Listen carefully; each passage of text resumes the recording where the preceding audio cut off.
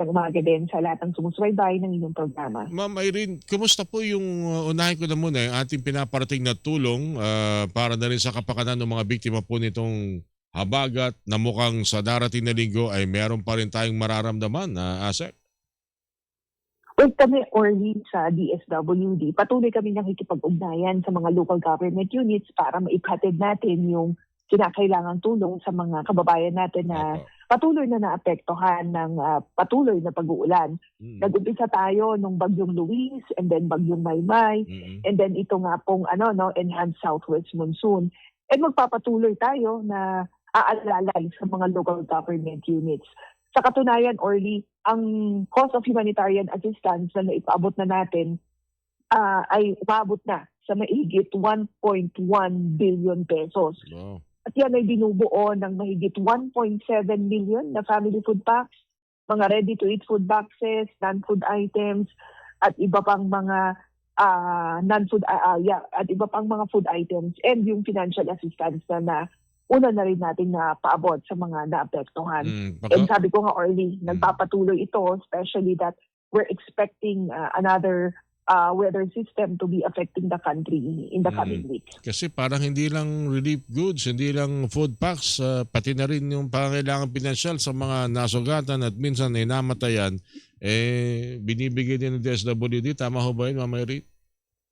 That's correct, Orly. Alam mo, dito sa Cordillera Administrative Region, nakapagpahatid tayo ng tulong pampalibing, tulong pang-medical dun sa mga nasugatan ng mga landslides at mga naapektuhan nito. And gayon din yung mga landslide victims sa Baguio, nag-provide din tayo ng transitory shelter assistance, yung pang-upa muna nila for 3 to 6 months habang isinasaayos ng local government unit yung kanilang housing units o yung paglilipatan po nila. So bahagi rin kasi yan ng menu ng DSWD, kaya nagpaabot tayo ng ganyang tulong.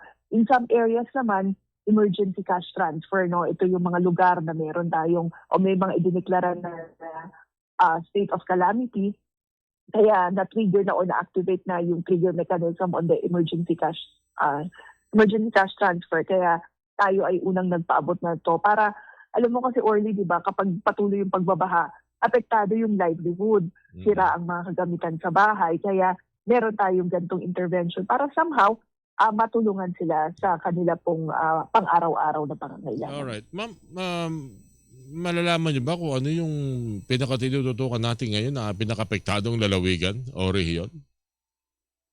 Actually, lahat halos naman ng buong areas lugar. na Halos buong naapektuhan, Luzon. talagang tinututukan ng DSWD. But right now, ang ating pong, o karamihan ng ating family food packs na ipinapaabot ay dyan po sa Central Luzon, particularly sa Pampanga at sa Bulacan. Nagtungo po si Secretary Rex Gatchalian in Pampanga, in Bulacan, and marami po talaga sa ating mga kababayan ang lumikas sa kanila pong mga tahanan dahil sa mataas na level o antas ng tubig. And in some areas na kailangang ipaabot pa natin sa kanila pong mga tahanan yung pong ating tulong sapagkat marami po sa kanilang takot iwanin yung kanilang pong mga bahay or hindi po makapaglakad at hindi po madaanan yung mga daan sapagkat mataas naman din talaga yung level ng tubig. Ma'am, ano pa bukod sa mga food packs, ano pa ho yung mga nakatakda, mga susunod na tulong na pagkakaroon ng DSWD? I'm referring doon sa ilang mga assistance na binibigay ninyo, AIX, pati din siguro doon sa ilang mga ayuda na pwede ibigay po sa kanila. Well, tama, Orly. Bahagi yan ng mga interventions ng DSWD. Yung mga tulong pang-medical, pang-papalibing, sa ilalim ng assistance to individuals in crisis situation. Meron din naman tayo yung emergency cash transfer, pero may trigger mechanisms. Para ma-activate ang emergency cash transfer, kinakailangan magkaroon ng declaration ng state of calamity, and then may ma-assess yung pong ating mga personnel na mga severely and slightly affected na mga pamilya. Isa sa mga qualifications yan ay yung sira o totally damaged or partially damaged ang kanila pong mga tahanan, or sira rin yung kanila pong mga livelihood. Kaya nakakapag-provide tayo ng ganitong tulong. In some cases, meron tayo yung cash for work naman. Yung cash for work naman, merong 20 days na magsasagawa ng labor-intensive activities ang isang community. And then kapalit po niyan ay yung pong financial assistance para magamit din nila para sa mga iba pang mga pangangailangan. Kasi di ba, Orly, hindi naman lahat ng pangangailangan ng isang pamilya na naapektuhan ng kalamidad ay nilalaman ng isang food pack. Kaya kinakailangan na dagdagan natin yung pong mga tulong na ipinapaabot para masuportahan sila sa kanila pong tuluyang pagbangon. Malaki-laki na to, 1.1 billion pesos. Okay pa naman ba ang budget ng DSWD? Meron pa tayong third and the fourth quarter of 2026, Asa? Well, tulukuyan na po tayo nakikipag-ugnayan sa Department of Budget and Management para sa replenishment ng ating Quick Response Fund. Kasi yung namang pong pondo natin para sa ating disaster response operations ay maaaring i-replenish. Bata yan sa mga umiiral na panuntunan. Yung Quick Response Fund ay replenishable. Kaya kapag na-reach na kasi natin o na-utilize na natin, at least 50% of that amount ay maaari na po tayong mag-request for replenishment. And makakaasa naman po ang ating mga kababayan na masusustain ng DSWD ang disaster response efforts nito sapagkat meron tayong inaasahan na pondo na makapagdadagdag sa kasalukuyan nating resources. At present, Orly, nasa around 3.8 million food packs pa yung naka-preposition sa iba't ibang bahagi ng ating bansa. And gayon din po, araw-araw pa rin na nagpo-produce ng food packs ang Luzon Disaster Resource Center at ang Visayas Disaster Resource Center. So habang tayo po ay nagsasagawa ng response efforts o response operations, yung ating pong production hub ay nagpo-produce ng food packs at yan ay pinapadala natin sa mga warehouses para ma-replenish din yung mga goods na nailabas na po natin. Alright. Asek, matanong ko lang kasi alam ko isa rin sa mga patuloy na binibigay ninyong o patuloy sa inyong programa ay yung Walang Gutom program. Pero nung nakaraang linggo, may pinalabas na survey, ang Octa Research, tumaas ng 4%. Huwag natin pag-usapan yung poverty, yung self-rated poverty, pero yung self-rated hunger, tumaas din po ng 4% from I think 17 to 21%. Pinakamalaking porsyento ay sa Mindanao. Ang pagkakaalam ko yung inyong parang Walang Gutom program, unang pinagkaloob nga ito sa ilang mga lugar sa Mindanao. Anong reaksyon po rito ng DSWD sa survey na ito?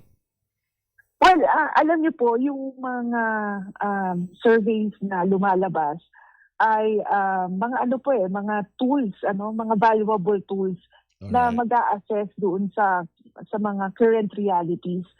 And alam niyo, ito ay mag-guide sa amin, especially in the program implementation para sa mga strategic adjustments sa pagpapahatid ng programa. That's right. And kami naman po, ano man yung lumalabas na resulta, favorable or unfavorable, these are, sabi ko nga, these are tools na gagamitin namin. And we will definitely continue to improve on how we deliver our programs. Nang sa gayon, ma-improve din natin yung serbisyo sa ating mga kapwa Pilipino. And actually nga, itong mga survey tools na ito ay nakakagabay pa sa amin para pagbutihin ang aming pong implementasyon ng mga programa at gayon din ang aming serbisyo. Ang mahalaga, Orly, nakikita natin na nag-gain ng traction yung pong program objectives. Nakikita natin na sa mga Walang Gutom program beneficiaries ay nasasabi nila na nagkaroon ng improvement sa kanila pong pang-araw-araw na pamumuhay, nakakakain na sila, and mas maganda if tools like yung inilabas ng SWS shows or reveals na talagang nakakatulong yung programa in reducing involuntary hunger. Madaling salita, ang ganitong uri ng mga survey, nakikita ninyo ito na paraan para tingnan kung saan pa yung pwedeng pagkalooban ng ganitong programa? Yes, Orly, hindi lamang yung service delivery ang nai-improve natin, but also yung mga targeting mechanisms.